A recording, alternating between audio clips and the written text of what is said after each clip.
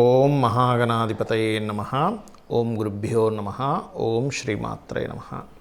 పరమేశ్వర స్వరూపమైనటువంటి జ్యోతిష, వాస్తు మరియు ఇతర అనేకమైనటువంటి శాస్త్రములను మనకు అందించినటువంటి మహర్షులకి నమస్కారం. హయగ్రీవ హయగ్రీవ హయగ్రీవేతి యో వదేత్ తస్య నిస్సరతే వాణి జహ్నుకన్యా ప్రవాహవత్. అరుణాం కరుణాతరంగితాక్షీం ధృతపాశాంకుశ పుష్పబాణచాపాం అనిమాదిభిరావృతాం మయూకైః అహమిత్యేవ విభావయే భవానీం. శ్రీమాత్రే నమః. ప్రేక్షకులకి లలితాంబిక అమ్మవారి యొక్క అనుగ్రహం పరిపూర్ణంగా కలగాలని మనస్ఫూర్తిగా కోరుకుంటూ మనం ఈరోజు చెప్పుకోబోయేటువంటి టాపిక్ ఏమిటంటే, శని భగవానుడు మనకి వచ్చే సంవత్సరం మార్చ్ 29వ తేదీ నుంచి మారిపోతున్నాడు. ఎక్కడి నుంచి? కుంభంలో ఉండేటువంటి శని మీనంలోకి మారుతున్నాడు. దీనివల్ల ఏ రాసుల వారికి అర్ధాష్టమ శని, అష్టమ శని, ఏలినాటి శని అయిపోతుంది, ప్రారంభమవుతుంది.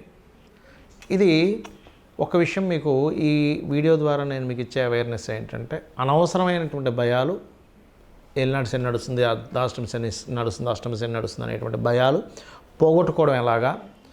సింపుల్గా శని అంటే శని అని కాదు, కర్మ. ఇక్కడ కర్మ అని రాసిన చూడండి. అసలు కర్మ అనేది మనం మర్చిపోతున్నాం, అందుకే చిన్నగా రాశా. శని అనేది మాత్రమే మనం గుర్తుపెట్టుకుంటున్నాం, పెద్దగా రాశా. ఎందుకంటే ఇంతసేపు శని శని శని అనుకుంటున్నాం, శని అంటే ఎవరో కాదు, మన కర్మ. ఇది గుర్తుపెట్టుకోండి. అయితే ఇప్పుడు ఈ విషయాలు చెప్తుంది నేనైనప్పటికీ కూడా చెప్పేస్తుంది సాక్షాత్ లలిత అమ్మవారిగా భావిస్తూ ఒక్కొక్క అంటే ఏ రాశుల వారికి ఉందో మనం తెలుసుకుందాం. గత వీడియోలో మకర రాశి వారికి ఎప్పుడైపోతుందో మనం తెలుసుకుందాం. ఇప్పుడు కుంభం వారికి తెలుసుకుందాం. కుంభం వారికి రాశిలో శని యొక్క సంచారం నెక్స్ట్ ఇయర్ అంటే 2025 మార్చ్ 29వ తేదీ వరకు ఇక్కడ ఉంటాడు. దాని తర్వాత ఆయన ధనస్థానంలోకి వెళ్ళిపోతాడు. ధనస్థానంలోకి వెళ్ళి ఇక్కడ ఒక 2.5 సంవత్సరాలు ఉంటాడు. ఇక్కడ ఒక 3 నెలలు చిల్లర ఉంటున్నాడు, అంతే కదా. సో ఇక్కడ ఒక 3 నెలలు 10 రోజులు ఏమో ఉంటున్నాడు. ఇక్కడికి ఇంకో 2 సంవత్సరాలు ఉంటాడు. ఇక్కడ ఏం చేయాలి ఏమిటి అంటే, ఇక్కడ శని సంచరించేటప్పుడు వ్యాపారాలలో ఏదైతే ధనం వస్తుందని అనవసరంగా ఇన్వెస్ట్మెంట్ చేస్తాము, లేకపోతే వ్యాపారాలకు సంబంధించిన విషయంలో, మనీ మ్యాటర్స్ విషయంలో, లేదా ఇట్లాంటి విషయాల్లో కొంచెం జాగ్రత్తగా ఉండాలి. ఎందుకంటే ధనస్థానంలోకి వెళ్తున్నాడు కదా. మరి ఇక్కడికి శని వెళ్ళేటప్పుడు ఏదైనా ఒక మంచి చేయాలి కదంటే చేస్తాడండి. కుటుంబ స్థానంలో కనుక లగ్న వ్యయాధిపతిగా కుటుంబ స్థానంలో తిరిగితే ఎంతసేపు బ్యాడే కాదు, గుడ్ కూడా ఉంటుంది. సంతాన యోగాన్ని ఇస్తాడు. ఇక్కడ ఖచ్చితంగా సంతాన యోగాన్ని ఇస్తాడు, అందులో ఎటువంటి సందేహం లేదు. అయితే ఇక్కడ సంతాన యోగాన్ని ఇస్తాడు. కానీ ఈ శని ఏం చేస్తాడంటే, కుంభం వారికి ఉద్యోగ సంబంధించిన విషయంలో స్ట్రెస్ జరుగుతూ ఉంటుంది. మళ్ళీ ఉద్యోగంలో స్ట్రెస్, ఏదో బాగా విపరీతమైన స్ట్రెస్లు జరుగుతూ ఉంటాయి ఉద్యోగంలో. అంటే ఎంత పని చేస్తున్నా రికగ్నైజ్ చేయలేకపోవడము. ఈ ఆఫీస్లో మీరు డబల్ త్రిబుల్ వర్క్ కూడా చేస్తుంటారు, రికగ్నైజేషన్ అనేది కొంచెం స్లోగా వస్తూ ఉంటుంది. అందుకని మీరు ఏం చేయాలి, ఇక్కడ శని సంచారం 2వ స్థానంలో జరిగేటప్పుడు గురుగ్రహానికి శనిగ్రహానికి రెండింటికి దీపారాధన చేయడము, దత్తాత్రేయుడి యొక్క ఆరాధన, ఎప్పుడు కూడా మనసులో జయ గురుదత్త శ్రీ గురుదత్త, జయ గురుదత్త శ్రీ గురుదత్త అనుకుంటూ ఉండండి. అలాగే ఇక్కడ శని సంచారం జరిగేటప్పుడు మా కుంభం వారికి ఏమవుతుందంటే, పార్ట్నర్స్తో జాగ్రత్తగా ఉండాలి. అప్పులు ఇవ్వడము తీసుకునేటువంటి విషయాల్లో కూడా కొంచెం జాగ్రత్తగా ఉండాలి ఈ టైంలో. ఎందుకంటే మనీ కదా, 2వ స్థానం మనీ స్థానం కదా. ఒక్కోసారి ఏం చేస్తామంటే మనకు తెలియక బ్యాంక్ ఏదో మీరు ఒక 4 లక్షలకు అప్లై చేస్తారు, మీకేంటి సార్ 4 ఏంటి సార్ 10 వస్తుంది అంటాడు. ఎందుకు?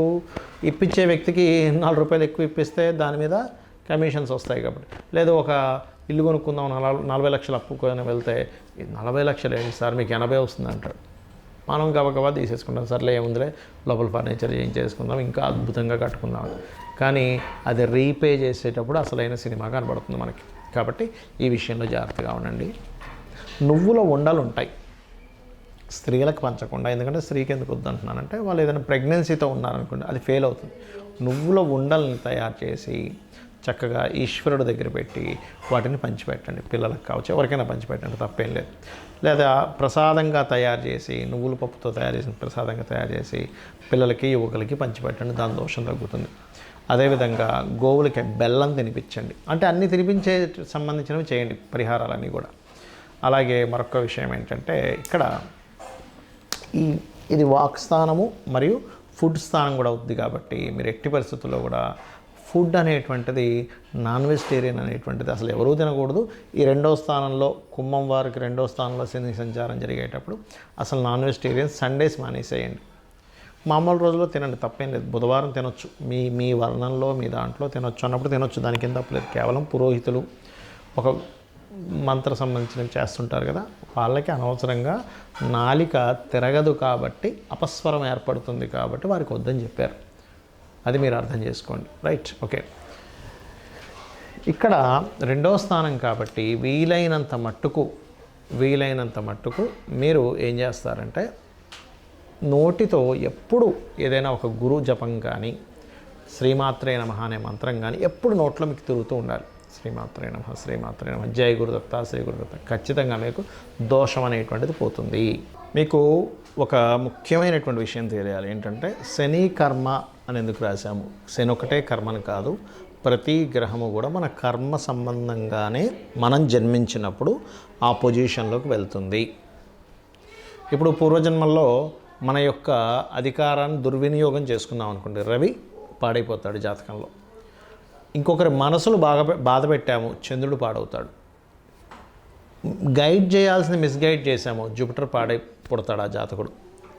అంటే ఆ బలం స్ట్రెంత్ కోల్పోయింది.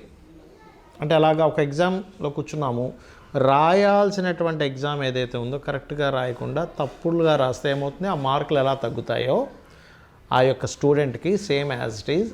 ఇవన్నీ మన ఎనర్జీస్ అనుకుందాము. గైడ్ చేయడము, మనసు, అధికారము, అదేవిధంగా మార్స్ అంటే కుజుడు అంటే ఏంటి, భూములకు సంబంధించినవి. ఎవరిదైనా భూములు లాక్కోవడము, లేకపోతే అన్నదమ్ముల విషయంలో నువ్వు ఒక రకంగా ప్రవర్తించడము. శుక్రుడు అంటే పెళ్ళి, వివాహ సంబంధించిన విషయాల్లో నువ్వు ఎలా ప్రవర్తించావనే దాని మీదే ఈ జన్మలో నీకు వచ్చేటువంటి జీవిత భాగస్వామి స్త్రీ కావచ్చు, పురుషుడు కావచ్చు ఉంటుంది. అలాగా కాలానికి మోక్షానికి కారకుడైన రాహుకేతువులు కావచ్చు, బుద్ధికి కారకుడైన బుధుడు కావచ్చు. ఇవన్నీ కూడా ప్లానెట్స్ అన్నీ కూడా కర్మ సంబంధమే. అయితే శనికి మాత్రమే ఎందుకు ఎక్కువ కర్మ సంబంధం అంటే న్యాచురల్ కర్మస్థానాధిపతి అవుతాడు ఆయన. అన్నీ ఒక ఎత్తు, శని ఒక ఎత్తు.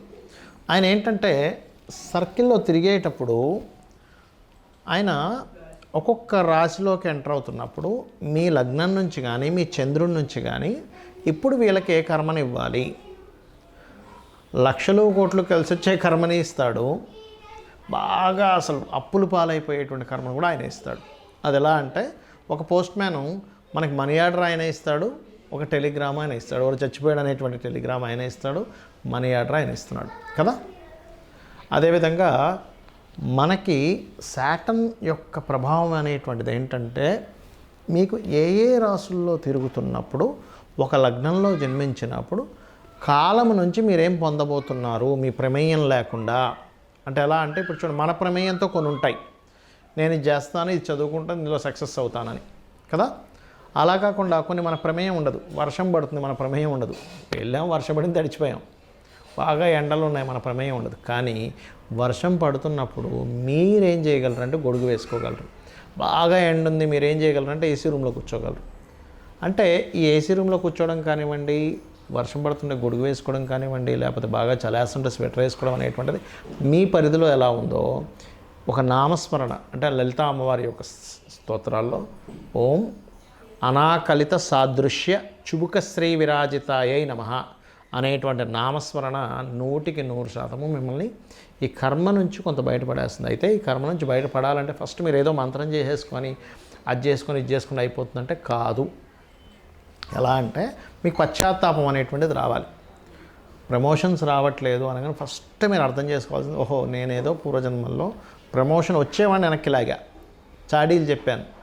ఒకడికి వస్తుంటే నేను తట్టుకోలేకేదో చాడీలు చెప్పాను, భాస్కర్ సార్ వాడికి ఇస్తున్నారు ఏంటి సార్, వాడు అట్లా ఇట్లా అది ఇది అని. ఎందుకు వాడికి రావడం ఇష్టం లేదు, వాడేదో నాకు శత్రువు అయి ఉండొచ్చు, లేకపోతే వాడి ఒక రకమైనటువంటి అజ్ఞానంలో ఉండి నేను తప్పు చేసి ఉంటాను అని సూర్యభగవాను దండం పెట్టుకుంటే అప్పుడు ఈ కర్మకారకుడు ఎవరైతే శని ఉన్నాడో అక్కడ పశ్చాత్తాపమైనటువంటి దాని నుంచి మీరు రియలైజ్ అయ్యారనేటువంటి దాంతో మీకు ఆ కర్మ అనేటువంటిది తగ్గుతుంది, గుర్తుపెట్టుకోండి. అలా కాకుండా మనస్సు సంబంధించినటువంటిది ఏదైతే ఉంటుందో, మానసిక సంబంధించింది ఏదైతే ఉంటుందో ఇది కూడా సేమ్ అంతే. అంటే మీరు ఇప్పుడు ఒకటే సింపుల్ ఎగ్జాంపుల్ గుర్తుపెట్టుకోండి. మీరు ఏదైతే ఇప్పుడు అనుభవిస్తున్నారో వెరీ క్లియర్లీ మీరు గతంలో దీన్ని ఇబ్బంది పెట్టడం కానీ మంచి కానీ చేశారు, ఇదే క్లియర్. ఇచ్చే పని శనిదేదాన్ని. ఆయనకు పర్సనల్గా ఏ గ్రహానికి పర్సనల్గా మన మీద కోపం కానీ ద్వేషం కానీ ఇష్టం కూడా ఉండదండి, గుర్తుపెట్టుకోండి. ఇష్టము ఉండదు, కోపం ఉండదు, ద్వేషం ఉండదు. కేవలం అది వచ్చింది, ఆ రిజల్ట్ ఇచ్చింది, వెళ్ళిపోయింది అంతే. ఇప్పుడు ఒక పోస్ట్ మ్యాన్కి మన మీద ఇష్టం ఉంటే టెలిగ్రామ్లో ఉండేటువంటి మార్చేసి చనిపోలేదు బతికున్నాడని రాసేవాడుగా. అదేవిధంగా మనీ ఆర్డర్ ఎంత ఉందో అంతే ఇస్తాడు. ఆయన ఏం తినేయడు కదా, ఎందుకంటే ఆయనది కావు అవి, ఆయన ఇస్తున్నటువంటిది కాదు. మన కర్మ సంబంధంగా ఎవరైతే మనకు పంపించారో ఆ రిజల్ట్ మనకి ఇస్తున్నటువంటిది. కాబట్టి ఏంటి, శనికి జపం చేసుకోవడంతో పాటు అసలు మీరు ఏ కర్మ వల్ల ఏ కర్మ అనుభవిస్తున్నారో ఆ గ్రహానికి కూడా చేసుకోండి. అంటే ఏంటి, ప్రమోషన్స్ రావట్లేదు, మానసికంగా ఇబ్బంది పడుతున్నారు, మూన్ అంటే చంద్రుడు, గొడవలు అవుతున్నాయి కుజుడికి, ఎందుకంటే కుజ సంబంధించింది ఈయన ట్రాన్స్ఫర్ చేసి ఇస్తున్నాడు మనకి. అదేవిధంగా బిజినెస్లో లాసెస్ అవుతున్నాయి బుధుడికి, ప్రతిదీ ఆటంకాలు ఏర్పడుతున్నాయి కేతువుకి, శనితో పాటు కేతువు కూడా చేసుకోవాలి. అదేవిధంగా ఇక్కడ అనవసరం భయాలు వస్తున్నాయి, శనితో పాటు రాహువు కూడా చేసుకోండి. వివాహం అవ్వట్లేదు, శనితో పాటు శుక్రుడికి కూడా చేసుకోండి. ఇలా ఏంటంటే రవి, చంద్ర, బుధ, కుజ, గురువు, అంటే గురువులతోని సరైన గైడెన్స్ రావట్లేదు, లేదా మీరే మిస్గైడ్ అయిపోతున్నారు, అప్పుడు గురువు కూడా చేసుకొని శనికి కూడా చేసుకోండి. ఎందుకంటే ఈ మాట చెప్తున్నాను నేను మీకు. ఇప్పుడు మీరు చిన్న ఎగ్జాంపుల్ చెప్తాను, ఇది చెప్పి ముగిస్తాను నేను మీకు. ఇప్పుడు ఒక పెద్ద సంస్థ ఉంది, ఆ పెద్ద సంస్థలో మీరు జాబ్ చేస్తున్నారు. మీకంటే పై అధికారి మీకు ఒక నోటీస్ పంపించాడు, బాబు నువ్వు ఇది పరిస్థితి, నువ్వు జాబ్ మానేసాయని. అప్పుడు కేవలం ఈయనతో పాటు ఈయనకి చెప్పుకున్నప్పుడు ఏమంటాడు, ఆయన నాకు కాదు బాబు, నా పైన బాస్ ఉన్నాడు, ఆయన నువ్వు చెప్పుకో, ఆయన ఓకే అంటే నాదే ఉంది, నేను మధ్యలో వాడినే అంటాం కదా. అదేం లేదు, నువ్వు బాస్ కనుక ఒప్పుకుంటే నాకేం పోయింది చెప్పు, ఆయన బాస్ చెప్పాడు కాబట్టి నేను చేశాను అంటాడు. ఆ బాస్ ఈజ్ మీ కర్మ. ఈ మధ్యలో ఉన్నటువంటి పర్సన్ ఎవరైతే ఉన్నారో శని భగవానుడు, అంటే ఈయనకు సంబంధం లేదు, ఆయన చెప్పాడు ఆర్డర్ చేయమని, ఈయన ఇచ్చేశాడు. అలాగే మీరు ఏదైతే కర్మ చేశారో పాస్ట్ లైఫ్లో, అది పైన ఉన్నటువంటి మెయిన్ ప్లానెట్, ఆ మెయిన్ ప్లానెట్ కూడా మీరు చెప్పుకోవాలి. వీటన్నిటిని ప్లానెట్స్ని రూల్ చేసేది ఎవరు, అమ్మవారు. అందుకని అమ్మవారి యొక్క పాదాలు పట్టుకోండి. మీరు చేసినటువంటి తప్పిదాలు ఏవో ఉంటాయి పూర్వజన్మలో, తెలుసు తెలియకు అజ్ఞానం ఏదో చేస్తాం, చిన్నతనంతోనో ఈర్ష్యతోనో ద్వేషంతోనో, అవన్నీ తల్లి నేను అవన్నీ తప్పుదాలు చేశాను, నన్ను క్షమించు అని అమ్మవారి పాదాలు పట్టుకొని మీరు కనుక ఓం అనాకలిత సాదృశ్య చుబుకశ్రీ విరాజితాయే నమః అని చెప్పి చేసుకున్నట్లయితే మీకు ఎటువంటి దోషాలు ఉన్నా సరే తొలగిపోవడం జరుగుతుంది. పశ్చాత్తాపంతో చేయండి.